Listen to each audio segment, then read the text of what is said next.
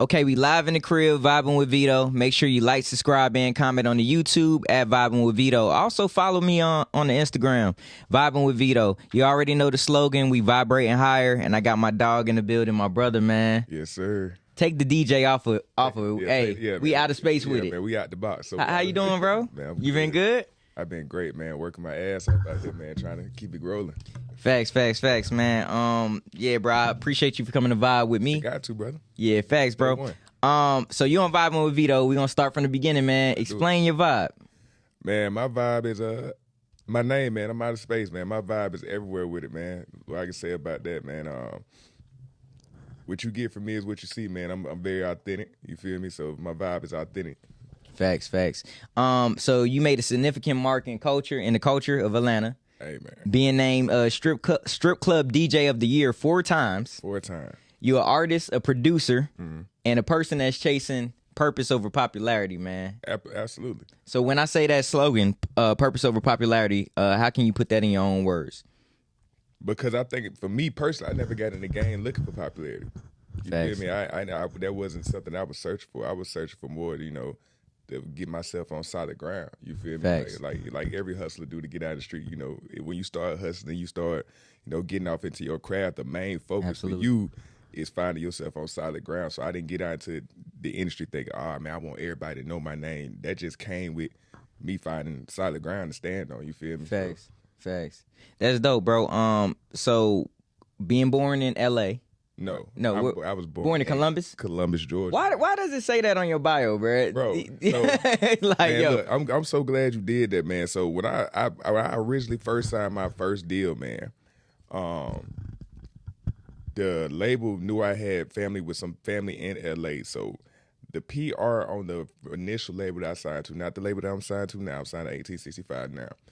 They thought it would be a great or a bright idea to skip over Columbus, Georgia. Skip over Columbus and just, we're going to tag you to LA and make da-da-da. Facts. And that's something that I've been doing my damnness to correct and let people know, like, dawg, I'm from South Georgia. I'm a country-ass nigga. Yeah, because I definitely ain't getting no LA vibes from you. Hell no. I'm a country nigga, dog. Yeah, facts. So being born in Columbus, Georgia, then coming to the big city, Atlanta, how did you adapt with the culture change? How did I adapt, man? The early adaptation was kind of crazy. I didn't adapt too well. The city, right. The city kind of got to the country boy, man. I was over here a little goddamn starry-eyed when I walked up here. Facts. More women, more opportunity, more everything, you feel me, from Columbus, Georgia. It's country down there. It's not really a lot of opportunity.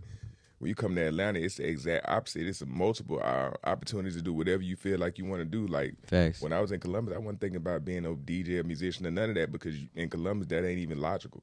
Right. But you come to Atlanta and you see all the different possibilities. Like, damn, I think I might want to do that. I might want to do this. So that was the biggest difference, is the more opportunity right before me. Facts. So what sparked the burning desire in you to make you want to pursue the music industry first as a DJ and then, going into producing and artistry? Truth be told, it's a two-sided coin of that, man. My mom got sick with cancer, so I'm sorry. I needed to figure out a way to help support her. Mm-hmm. So I was like, okay, what am I good at? What am I, what's something that I can naturally had the capability of doing? And then I met my nigga DJ Iceberg around the same time. My frat brother, shout out to my dog. Shout out Iceberg, that's my dog. Yeah, man. So I met him around the same time that all this was going on. And bro, used to just be riding with me. He'd be like, bro, you always up on the new music. Like every time I'm with you, I'm hearing some shit I ain't never heard, nigga. And I'm the DJ. He was like, bro, you ever thought about being a DJ and making mixtapes, blase. Back then, this is when the mixtape scene was going crazy, Right. Mixtape, that pip, all that shit. Facts. So I was like, maybe, man, we'll see. He like, bro, there's money in this shit, bro. And when he said that, I was like, like, for real? I was like, because in my head, man, I'm from Columbus, I'm from the country, I'm looking at the DJ from my city. I'm like, man, ain't no real money in this shit, for real. Right. I was mistaken. You feel me? I didn't know any better. And once he put me on the game, he was like, nah, it could be, money can be made in this. So shit, I head first dived into it, bro. It's crazy. Now we here today. Man, you feel me? I love blessings, bro. I couldn't even, it's crazy. Facts. So, in life, we all chase, we all chase our goals and our dreams and stuff like that, and we have like big goals and big dreams, but the fear of failing sometimes holds people back, holds people hostage. So I have a question for you. How big would you dream if you knew you couldn't fail? Hey, man, thank you guys for watching the content, watching all of the interviews. Make sure you like, subscribe, and also leave a comment, man. Vibin With Veto. Just take 1 second out your day and leave a comment, like, or subscribe. Let's get back to the interview. Although you're already living your dream, but how big would you dream if you knew you couldn't fail? A better answer to that question for me is like, I have the fear of failing helps me succeed. Okay, like you feel me? Like that's what helps me succeed. Like I don't have that's my fuel. Like I can't fail. You feel me? So Facts. So that's what guides me to being successful. You feel me? So I do dream as big as I possibly can, because at the end of the day, whatever God has for you is for you. You feel me? So Facts. I use the fear of failing to prepare me. Like, nah, I can't let it go down like that. Facts. And again, yeah, that's a great answer, man. Like, cause I tell people all the time, it's like, bro, like, failure is not what people like made it to be, like us growing up. It's all lessons. You feel me? And that's the crazy part about it. Like, you cannot be. I failed multiple times along the road with this shit, man. It ain't always been peach and cream with this shit. Facts. But at the same time, like, every time I did fail, I learned a lesson. I never made that same mistake again. So what I tell people is, like, people try to run away from failure and try to steer the boat as clear as they can, man. Fuck that. Go through the rough patch, my boy. Hit that iceberg. It builds character. You feel me? Hit that iceberg, because if you ain't never been to the bottom and see what they feel like, you can never appreciate the top. Facts. So again, coming to Atlanta and stuff like that, jumping head first because you met with your homie. He told you there was money to be made in this whole thing. What would you say the biggest thing that the game has taught you? Man, the biggest thing that the game has taught me is to be resilient, bro. Like, Facts. be resilient. Like, Facts. this music industry is hard as a motherfucker, man. There's so many people trying to do what you do.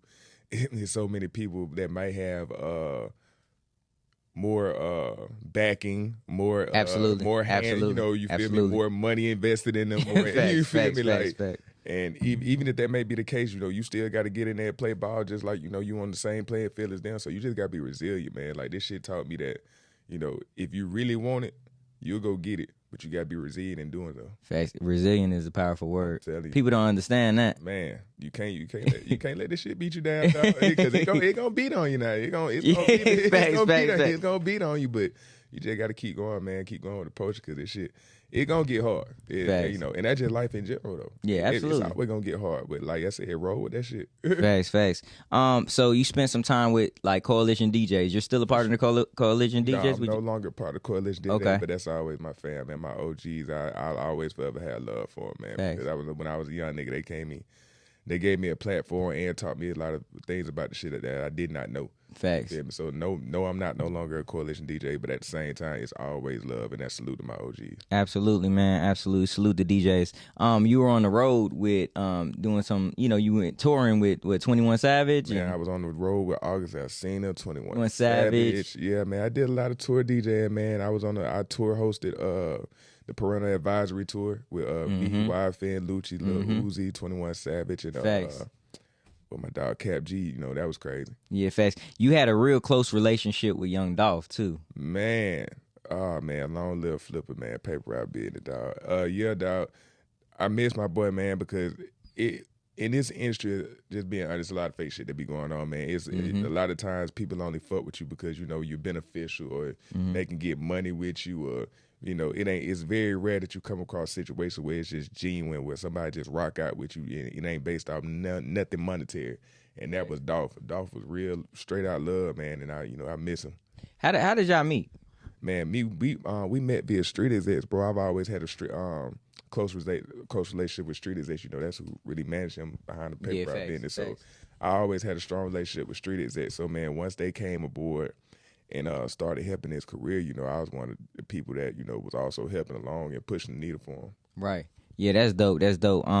And yeah, R.I.P. Flipper, man. How did that affect you as an artist and as a person, like a human being, like being so close? Because like we empaths, you know what I mean? Like being in this industry, you gonna meet. Yeah. Between him and Scoob, dog, Trouble, dog, that shit. And it's crazy because neither one of my dogs are here no more, and I got a song with both of them on it, man. So it's kind of eerie, bro. It's weird because them two are the realest ones I met in this industry, dog. So damn.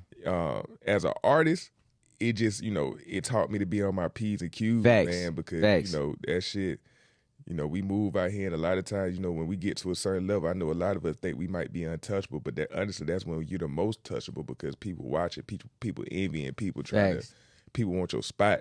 So you got to be on your ones and twos for shit show. And as a person, man, it just taught me that, man, life is short. Mm-hmm. You feel me? Like, fuck all the glitz and glams and shit. This shit's short. So you got to live it up, by any means. And that's the one thing I appreciate about both of them.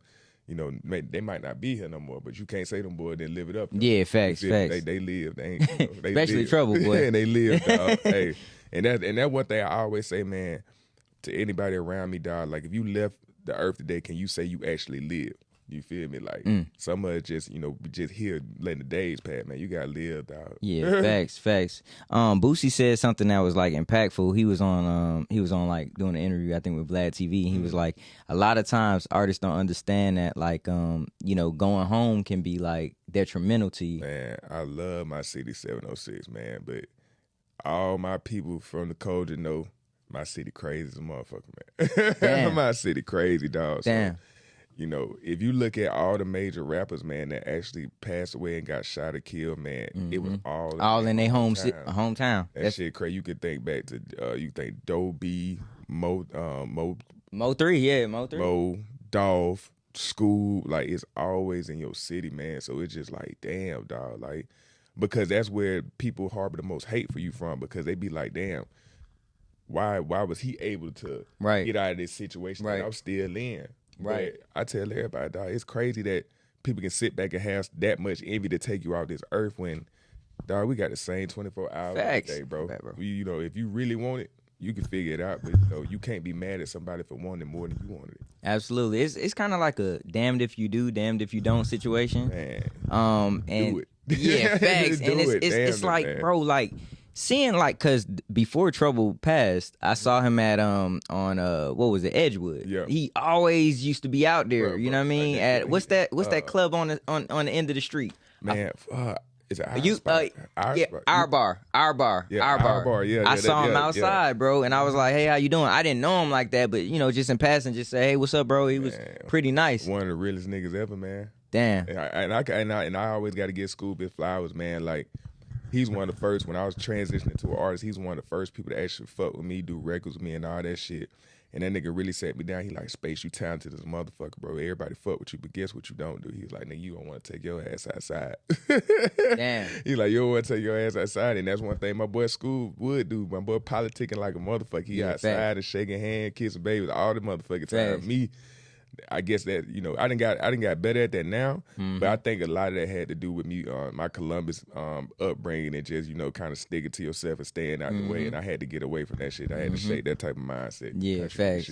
Facts, man. Rest in peace to Scoob and Dolph, man. For real, man. Hey, man. So let's shift gears. You produce and rap on your own beats, man. Yeah. Like what sparked that influence?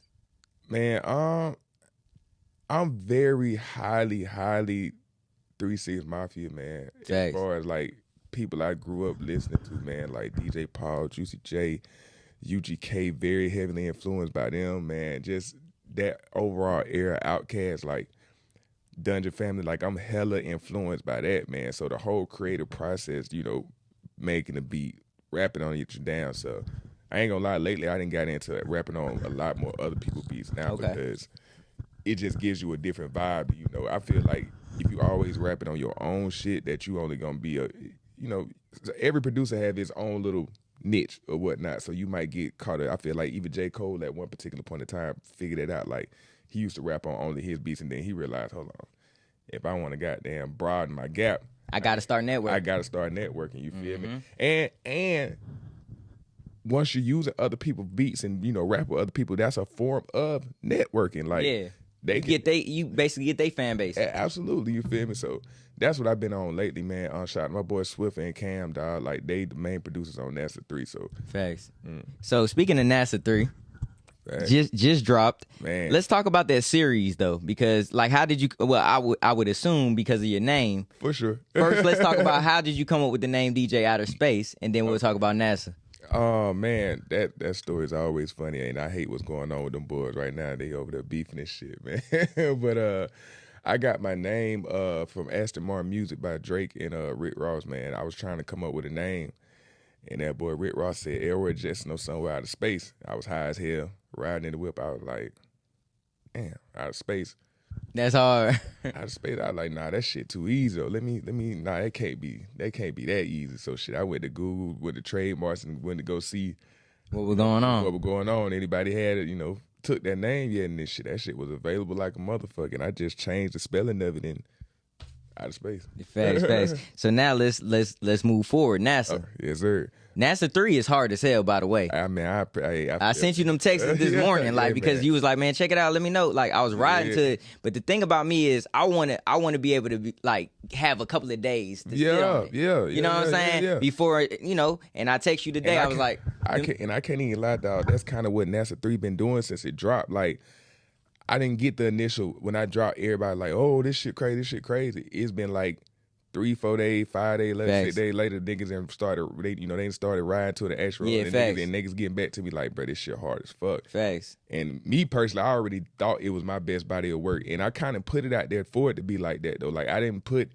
all the extra glitz and glamour as far as the promo on it because I want this shit to be as organic as possible. Like, if you actually take the time to listen to that shit, you're gonna be like, hey man, this nigga's hard as fuck. Yeah, you feel me? And facts. that's what I wanted it to be. But the whole NASA thing came up, man. It was simple, bro. It was my name, out of space. So NASA was just an easy, quick thing, and it really just talks to the fact that, like, bro, I'm trying to get up out of here. That's why I call it NASA. Like, I'm trying to get up out of here. So this is the NASA 3. Probably is gonna be the last NASA for a minute. And I'm probably gonna transfer into something different. The next one got to be an album. The next one is an album, and I already got the name for it, man. It's called NASA Nova. Okay. Man, the NASA Nova, be on the lookout for that, man. That's the actual album that's coming. I ain't gonna tell you when it's coming, but it's soon. Yeah, facts. Let's talk about let's keep them in pocket with NASA 3. Yeah, you got 2 heavy hitters on there, man. T.I. and Tracy T. Absolutely, and I didn't even do too many features on this project, man, because I wanted me to stand out. You feel me? I feel facts. like in the other NASAs that I release, it's heavily feature loaded. You feel me? And I feel like this time I really wanted people to understand, like, yeah, I'm a DJ, but I'm really an artist, so I don't want you to think just because I'm a DJ, oh, these niggas gonna fuck with him because he's a DJ. Nah, I want you to fuck with me personally because you think this nigga's a hard ass artist. So yeah, absolutely. I put my boy T. The reason why Tip's on that song, players only. Man, the reason why he on that song because he fucked with that song. He picked that song to be on his damn self. Damn. Feel me? You feel me? So y'all were in the studio together? We was in the studio together, bro. Damn. You feel me? And he that was a crazy story, man. I ran into him at Magic City on a Saturday night, and he dapped me up per usual. But this time when he dapped me up, he was like, nigga, I see what you're doing out here. Like, nigga, you make some noise in the street with this music. I see. He was like, if you need me, let me know. We can get something in. And normally when niggas say that type shit to you when they on tip level, bruh, you just, You just don't be like, all right, Tip. Yeah, I hear you. I hear you, my boy. You feel me? Like, you hoping for the best, but at the same time, you realize, it's Tip. Man, my boy probably busy as a motherfucker. It ain't no fake shit or no nothing. It's just shit. He might just be too busy. You feel me? So it's T.I., nigga. It's Tip. You feel me? Like, my boy, fucking rapper, comedian, movie star. My boy be Shout busy. out to Tip, man. You feel me? But no bullshit, bro. My next free day was that following Tuesday, and shit, I just shot bro a text and was like, shit, bro, I just got to the studio. Let me know. Next time you free, just let me know. I pull up on you at your studio. Shit, he called me after I shot him the text. Was like, shit, where you at? I was like, shit, I'm over here at my studio. He was like, shit, I'm going to my studio. Pull up. I said, shit, bet. Damn. So shit, I pull up to his studio and he was working on his project. It's so crazy because he let me hear the song he just now dropped about Clay. With Youngboy, right? Yeah, he played me that song back then. I was like, this shit's so crazy. And then I started to play him a lot of my tracks, and I think Players Only might have been the 4th or 5th track I played, and he stopped me right then. He was like, you got the beat to this? And I had the producer with me who made the beat already. I was prepared. Yeah, so shit, I looked at my boy Cam. I said, Cam, you got the beat on your laptop? He like, yeah. He was like, shit, pull it up. I'm going to knock this shit out right now. And so that's why the intro played Damn. the way it did, man. That shit hard, bro. And then my dog Tracy T, man, another real one. Shit, he was like, shit, I see you doing, bro. You know, I'm already supporting him in his new shit. Yeah, facts. That shit hard. I'm supporting him. He a legend. He an Atlanta legend, bro. Like Tracy. Nigga be sleep on my boy Tracy, man. I fuck with Tracy. Trace 1-on-1. But yeah, man, and same on some real nigga shit, dog. Like he was supposed to pull up to me at the studio. He couldn't make it. Because, you know, of course, Cass was pregnant at the time. I think she still is. Right. And he was like, shit, nah, I can't make it tonight, bro. But that nigga FaceTime me, he like, shit. He like, bro, I'm sitting in front of my studio at the crib right now. He was like, shit, just send me the beat. And I'm going to knock it out. 20 minutes later, I had Call Me Daddy feature. That's crazy. So how did you come up with the name of that song? I think he said it in his verse. Yeah, Call Me Daddy. Because the hook. Do you say that in the hook? Yeah. Okay. Yeah. That's hard. Call Me Daddy, the name of that song, just because it's one of them things like shit. You know, I'm giving her everything she need. You know, from the physical to the financial. You feel? Facts. Daddy. Facts. Pops. So sonically, where was your mental when you was recording this project? You know what I'm saying? Because it sounds different from, you know, the other projects too as well. It sounds completely different. And that's because I took a year and a half, put myself under. I was already an artist, but I feel like artists don't be afraid to go in and realign yourself, rededicate yourself, refine yourself. You feel me? So that's why this project sound so different sonically, because for a year and a half, I feel like I put myself under artist development. I feel like I went in there and for a year and a half and recorded each and every day that I could record, I did. And I kept seeing progress and seeing different changes in my flow patterns, the way I would hop on the beat, exploring different beats, you know, getting outside the box. You feel me? Facts. Different beats that I wouldn't necessarily hop on. I mean, and that's kind of, and if you listen to NASA 3, it's crazy beats on there. Yeah, you definitely got crazy beats. Yeah, shit that, you know, necessarily in the past, I might not even touch that beat. But now, since after a year and a half of actually like homing in my craft, I'm like, yeah, I can hop on anything. Facts. Facts, absolutely. Dang, that's crazy. So let's talk about like your mantra, like waking up each and every day, because you're a busy man, you do a lot of things, like you're in different endeavors and stuff like that. How do you train your mind to be the best version of yourself each and every day? Man, every day I wake up, I tell myself that everything you got going on, you ask for it. Okay. I tell manifestation. I manifested everything I got going on. So at the end of the day, every day I wake up, I'm like, shit, you can't be mad at your plate full. You asked for your plate to be full, so get your ass up and eat. Damn. Get your ass up and eat. Facts. You feel me? Even today, get my ass Yeah. over here. Facts. I hit you with the time. I'm leaving the city at 8 o'clock in the morning. I'm like, shit, I'm rolling over. I look at my phone like, damn. I told my nigga, Vito, I'm coming. Oh, goddamn. Look, damn, I'm right, motherfucker. Facts. That's dope. I got a question for you, man. With the weight of the world on your shoulders, man, success in the palm of your hand, how do you respond when adversity knocks at your door? Man, whew. I'm big on faith, bro. Talk to him. Yeah, I keep big God in mind at all times. You feel me? I've been through the worst times already, so anything that I feel like I go through now, it's a drop in the bucket. Talk to him. You feel me? So I'm big on faith, bro. Anything and everything I've been through, I'm still rolling, I'm still surviving. I feel like anything that come my way, I'll still be rolling, still surviving. Absolutely. I got a question for you, man. If you can work with any artist and any producer to make a platinum song, like your first platinum hit, who would they be? Give me Super, man. Give me Super. Let's get it. Give me Super, man. Give me Future. And I use my own producers. I feel like I got one right now. He need help. For sure. I feel like I got one right now. If he hop on it, nah. For sure. Nah, but for real, a lot of blogs like to compare me and bro, and I think it's just more so. It's not because we sonically sound alike.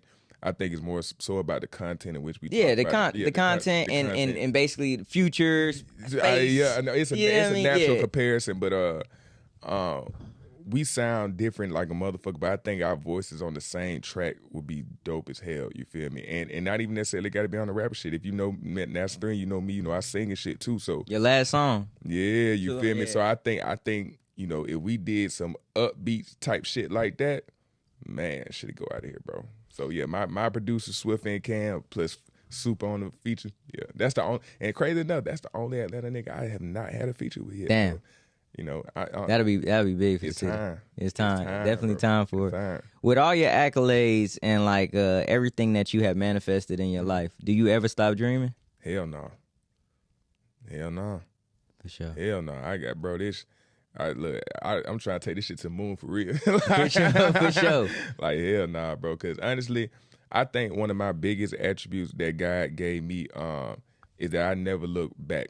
I'm forever looking forward. I'm never satisfied. Absolutely. You feel me? I don't even. And sometimes do you think that's a bad thing too? Like to not be satisfied? Yeah, gift and a curse. It's a gift and a curse because a lot of times I'm not even amused by stuff I've accomplished. Wow. Like, and it's kind of crazy to think that, but I'm really not. Like, I'm because I know it's more to be had.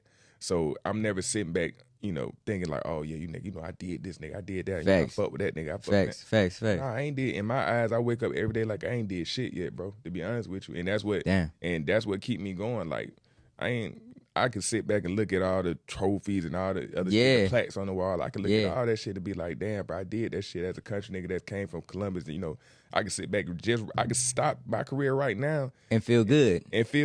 But I would never feel good if I did that, bro. Yeah. The average person would feel good. Yeah. I would, you feel me? I can't go out like that. Facts. My dad told me one thing. He was like, man, if you put something down and you have a feeling that keeps on coming, like it keeps on coming to you. You need to be doing that. Absolutely. You need to be doing that. Absolutely. So like how you said, if you like you can't put it down. Like you continue to just want more and more and more. Man, that's how you know that you're in your purpose. You're in your purpose, bro. You feel me? And the more you sit in your purpose and the more you work in your purpose, man, and you don't let anybody defeat you from your purpose. When people talking down and talking negative, what people got to understand is, nobody can understand your purpose besides you and God. You the only people who's supposed to know your purpose. So anybody from the outside telling you, hey, man, what the hell is that nigga doing? Hell no, that nigga ain't gonna. How would they ever know? That between you and God. Right. They can't stop that. Facts. So and dang, you just went right into my last question. Do you feel like you're doing God's work? Not yet. Talk to him. So, it's more to be done. Okay. I feel like I'm on the path. Okay. I feel like I'm on the right track, but am I actually doing God's work yet? Nah. Facts. It's more to be done. It's so much more to be done. Facts. But I do think eventually, when it's all said and done, I can look back and say that. But as of right now, I'm just following his footsteps, bro. That was a good ass answer, bro. That was a good ass answer, bro. Real talk. Yes, sir. Damn. That was a great ass answer, dog. Like, nah, real talk. Amen to that, bro. For everybody that's watching this, you know what I mean, that could be doing something right now, but they have in their back of their mind that they want to do other things and venture off. Like, what would you tell that person that just feels like, no, everybody's telling me that I need to continue to do this, but they want to do other things? What would you tell that person? That leap of faith is a real thing, dog. You really got to be willing to take that leap and jump out there in that water and don't be scared to drown, dog. Because drowning, the only way you gonna learn is if you drown. You got to. Gotta jump in that water. You gotta jump in that water, man. And don't be afraid. And don't use no life vest. Just jump in. Just jump in. Damn. Cause that's what I did, dog. And had no clue what the outcome was gonna be. And then years later, you see me now. So you just gotta be willing. And I know everybody's situation different. Everybody like, bro, I can't afford to do that. I can't afford to do that. Man, look, it doesn't always have to be monetary based on how you get to where you need to be going. Because when I first started all this shit, it wasn't no money for me. I ain't had no money to support it, and I wasn't getting no money out of this shit. Damn. But if you walking in your purpose and you actually doing it before you know it, facts, it'll be right there.